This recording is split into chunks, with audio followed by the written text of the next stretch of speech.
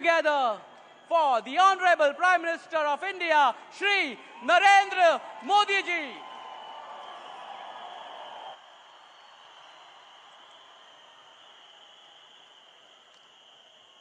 भारत माता की, भारत माता की, भारत माता की। गोवा के राज्यपाल श्रीमान पीएस श्रीधरन पिल्लई जी, यहां के लोकप्रिय और युवा ऊर्जावान मुख्यमंत्री प्रमोद सावंत जी, खेल मंत्री अनुराग ठाकुर, केंद्रीय मंत्रिमंडल के मेरे अन्य साथी, मंच पर विराजमान अन्य जनप्रतिनिधिगण, भारतीय ओलंपिक संघ की अध्यक्षा बहन पीटी उषा जी, देश के कोने कोने से आए हुए सभी मेरे खिलाड़ी साथी, सपोर्टिंग स्टाफ, अन्य पदाधिकारी और नौजवान दोस्तों, भारतीय खेल के महाकुंभ का महासफर आज गोवा आ पहुंचा है। हर तरफ रंग है, तरंग है, रोमांच है, रवानगी है। गोवा की हवा में बात ही कुछ ऐसी है।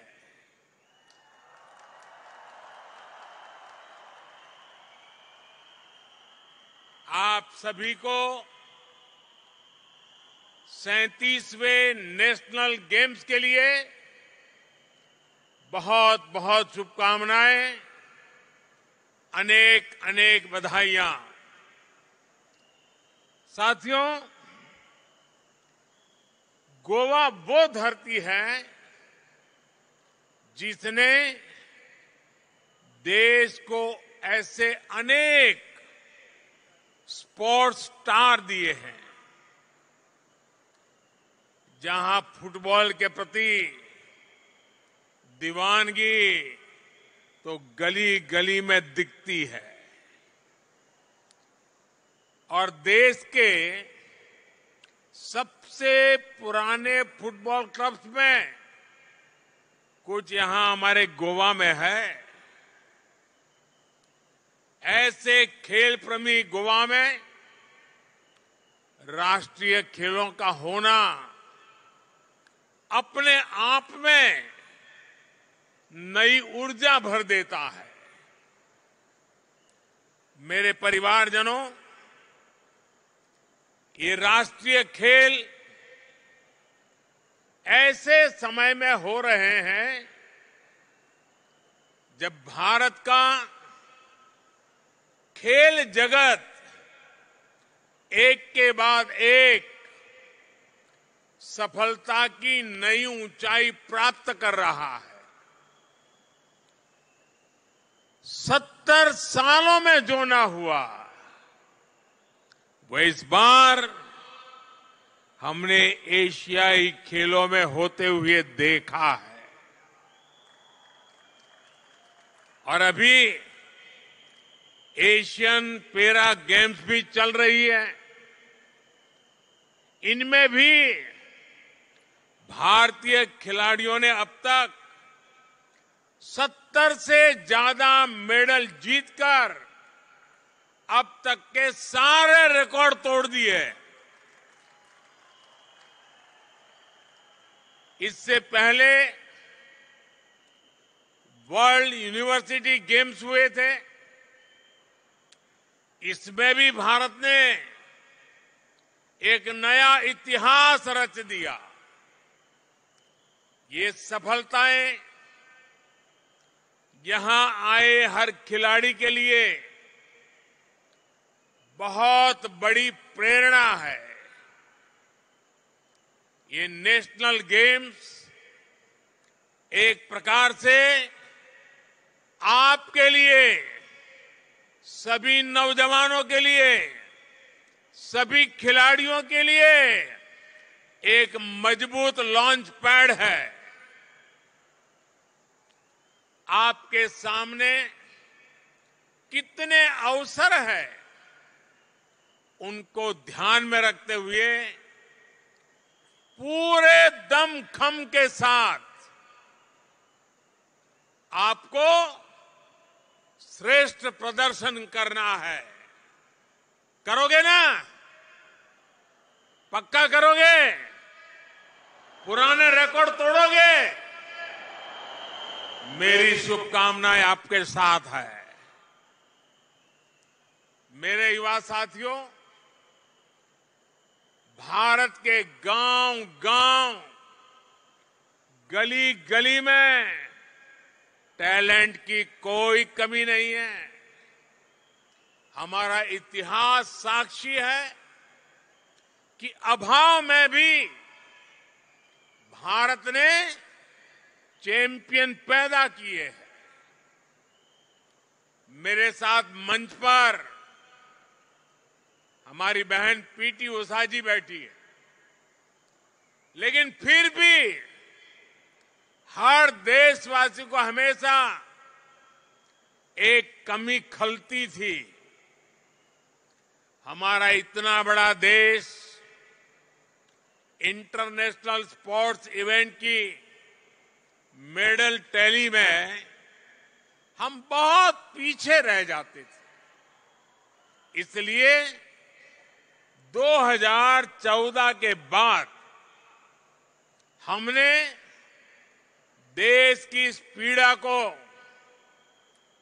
राष्ट्रीय संकल्प से पीड़ा को दूर करने का बीड़ा उठाया। हम बदलाव लाए स्पोर्ट्स इंफ्रास्ट्रक्चर में, हम बदलाव लाए चयन प्रक्रिया में, हमने उसे और पारदर्शी बनाया। हम बदलाव लाए खिलाड़ियों को आर्थिक मदद देने वाली योजनाओं में, हम बदलाव लाए खिलाड़ियों को ट्रेनिंग देने वाली योजनाओं में, हम बदलाव लाए समाज की मानसिकता में। पुरानी सोच, पुरानी अप्रोच के कारण हमारे स्पोर्ट्स इकोसिस्टम में जो रोड ब्लॉक्स थे, हमने उन्हें एक एक करके दूर हटाने का काम शुरू किया। सरकार ने टैलेंट की खोज से लेकर उनके हैंड होल्डिंग कर ओलंपिक पोडियम तक पहुंचाने का एक रोड मैप बनाया। इसका परिणाम हम आज पूरे देश में देख रहे हैं। साथियों, पहले की सरकारों में स्पोर्ट्स के बजट को लेकर भी संकोच का भाव रहता था। लोग सोचते थे कि खेल तो खेल ही है, खेल ही है और क्या है, इस पर खर्च क्यों करना। हमारी सरकार ने इस सोच को भी बदला। हमने स्पोर्ट्स का बजट बढ़ाया। इस वर्ष का सेंट्रल स्पोर्ट्स बजट 9 वर्ष पहले की तुलना में 3 गुना अधिक है।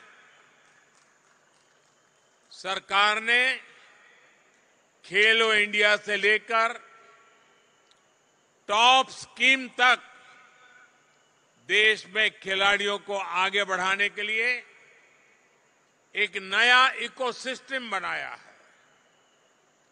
इन योजनाओं के तहत देश भर से स्कूल, कॉलेज, यूनिवर्सिटी स्तर से आप जैसे प्रतिभाशाली खिलाड़ियों की पहचान की जा रही है। उनकी ट्रेनिंग, उनकी डाइट, उनके दूसरे खर्चों पर सरकार बहुत पैसा खर्च कर रही है। टॉप्स यानी TOPS यानी टारगेट ओलंपिक पोडियम स्कीम, इसके तहत देश के शीर्ष खिलाड़ियों को दुनिया की श्रेष्ठ ट्रेनिंग दी जाती है। आप कल्पना कीजिए, खेलो इंडिया योजना के तहत अभी देश भर के 3000 युवा, ये हमारे खिलाड़ियों की ट्रेनिंग चल रही है। इतना बड़ा टैलेंट पूल खिलाड़ियों का तैयार हो रहा है और इसमें से हर खिलाड़ी को प्रति वर्ष 6 लाख रुपए से अधिक की स्कॉलरशिप दी जा रही है। खेलो इंडिया अभियान से निकलने वाले करीब 125 युवा खिलाड़ियों ने एशियाई खेलों में हिस्सा लिया था। पुराना सिस्टम होता तो शायद ही इस प्रतिभा को कभी पहचान मिल पाती। इन प्रतिभाशाली खिलाड़ियों ने 36 मेडल जीते। खेलो इंडिया से खिलाड़ियों की पहचान करो, उन्हें तैयार करो और फिर टॉप से उन्हें ओलंपिक पोडियम फिनिश की ट्रेनिंग और टेम्परामेंट दो। ये हमारा रोड मैप है। मेरे युवा साथियों, किसी भी